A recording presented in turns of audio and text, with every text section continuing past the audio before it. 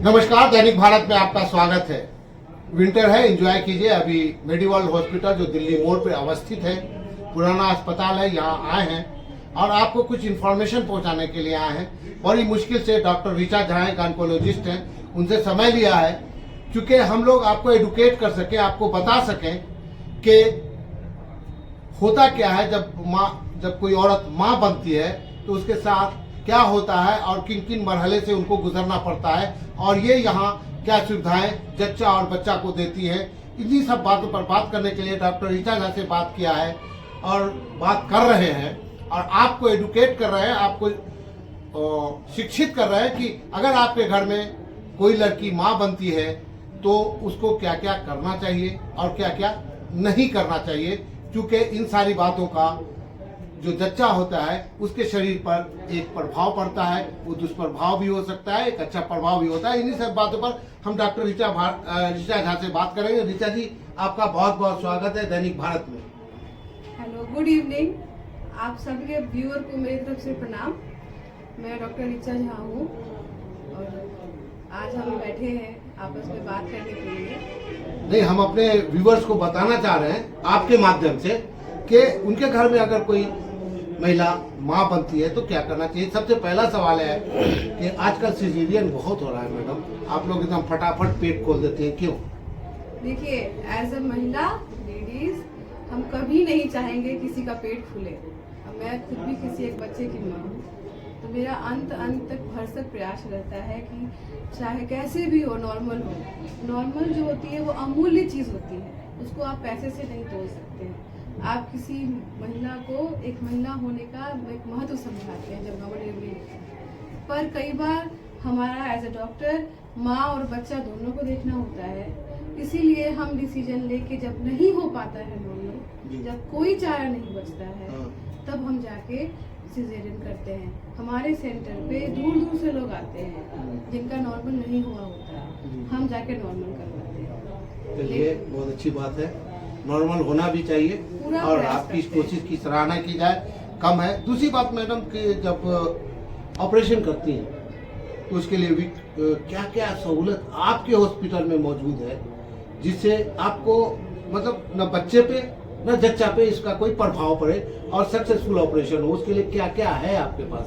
देखिए, हमारा हॉस्पिटल जो है एक मल्टी स्पेशलिटी हॉस्पिटल है।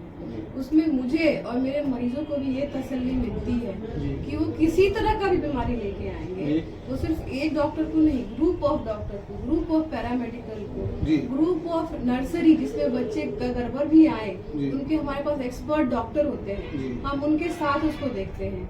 दूर दूर से जब पेशेंट खराब हो जाता है तब हमारे पास आता है, वो हंसते खेलते जच्चा बच्चा हमारे पास ही जाता है, क्योंकि हमारे पास एकदम एक्सपर्ट आईसीयू है और वो भी काफी सस्ते इलाज में वैसे। नहीं, मैं पूछना ये चाह रहा हूँ मैडम कि डिलीवरी हो गई, ऑपरेशन हो या नॉर्मल हो, कभी कभी बच्चे में कुछ कमियां रहती हैं, जैसे सांस लेने का प्रॉब्लम हो गया, बहुत सारी चीज़ें उस पे मतलब बच्चे पे असर करती है और बच्चा कमजोर होता है, वेट कम होता है, उसके लिए कोई सहूलत है आपके अस्पताल में जो बच्चे का भी केयर हो सके? उसके लिए हमारे पास सबसे अच्छा सहूलियत ये है कि हमारे पास जैसे ही बच्चा डिलीवर करेगा या कोई बच्चा कहीं और से भी गड़बड़ आएगा, हमारे पास बहुत बड़ा नर्सरी जिसको NICU कहते हैं उसका केयर है। उसमें 24 आवर हमारे पास 4 डॉक्टर रहते हैं। तो हमारा बच्चा अगर थोड़ा सा भी गड़बड़ लग जाके नॉर्मल डिलीवरी में निकले या सिजेरियन में निकले या दूर से रेफर आए, उसके अच्छे होने की बहुत अच्छी सुविधा हमारे नर्सरी में है। प्लस वो आयुष्मान से जुड़ा हुआ है, तो किसी भी मरीज को एक्स्ट्रा खर्चा भी नहीं लगता है। कोई भी गरीब मरीज हमारे यहाँ आयुष्मान पे महीना रह के जाता है और अपना बच्चा अच्छा लेके जाता है। चलिए, एक बड़ा गंभीर सवाल है। हाँ। डिलीवरी हो गई, कॉम्प्लिकेशन को आपने सॉल्व कर दिया, आज की महिलाएं बच्चों को दूध नहीं पिलाना चाहती हैं और डिलीवरी के बाद काफी कमजोर हो जाती है वो, ऐसी माओं को आप क्या कहेंगी, क्या सजेस्ट करेंगे आप? देखिए, ऐसी माओं को और माँ के परिवार को भी मैं समझाना चाहती हूँ कि माँ को और उनके परिवार को, अपनी माँ को ये समझाना चाहिए, मोटिवेट करना चाहिए कि आप भरसक प्रयास करें कि आप बच्चे को अपना ही दूध पिलाएं। और ये जो कहानी चलती है कि बातर नहीं खिलाना है, बातर नहीं खिलाना है, कुछ बात तर नहीं होता है। माँ जितना खाएंगी वो उतना उनके बच्चे को लगेगा। किसी भी माँ को अपने वजन का चिंता नहीं करना है। जितना दूध पिलाएंगी फ्यूचर में उतना उनका वजन कम होगा। जितना वो अच्छे से खाएगा बच्चा, जितना वो अच्छे से दूध पिएगा, बच्चा को कोई परेशानी नहीं होगी। परेशानी सिर्फ फिजिकल नहीं होता है, मेंटल भी होता है। बच्चा पढ़ने में भी उतना ही अच्छा रहेगा, उसका फ्यूचर भी उतना ही अच्छा रहेगा और माँ भी फिट और फाइन रहेगी। माँ के बच्चे के बीच का गैप भी अच्छा रहेगा और दोनों जच्चा और बच्चा के लिए दोनों खाना बहुत जरूरी है। मतलब कि माँ का दूध बहुत ज्यादा अनमोल है, अमृत है। तो बच्चों को दूध पिलाएंगी आप। और मैडम चलते चलते कुछ सवाल है कि जब पता चलता है कि माँ कोई महिला प्रेग्नेंट हो जाए तो गाँव में खास करके काम नहीं करो, कुर्सी पे बैठ जाओ, चलो नहीं, एना नहीं करो, ओना नहीं करो, जिसकी वजह से भी कॉम्प्लिकेशन आता है और आप लोगों को सिजेरियन करना पड़ता है। ऐसे लोगों को क्या संदेश देंगी ताकि आप सिजेरियन से आप बच सके, वो महिलाएं बच सके? देखिए, पुराने जमाने में हमारी महिलाओं को 10-12 नॉर्मल डिलीवरी हो जाता था, कोई दिक्कत नहीं आता था। क्यों? वही महिला अपना घर का काम करती थी, वही खेतों में जाती थी, वहाँ काम करती थी, सारा काम करती थी। कम से कम जो लोग आज वॉक करते 1 किलोमीटर वो 5-6 किलोमीटर वैसे ही चल लेते। और आज के ज़माने में क्या है, एक तो हमारा खाना काफ़ी अजीब सा हो गया है, काफ़ी ऑयली फूड हो गया है, बाहर का चीज़ खाने का हो गया है, मन घर के खाने से तो मन ही नहीं लगता है। ऊपर से सबसे बड़ा प्रॉब्लम हो गया है बैठ के फ़ोन देखना।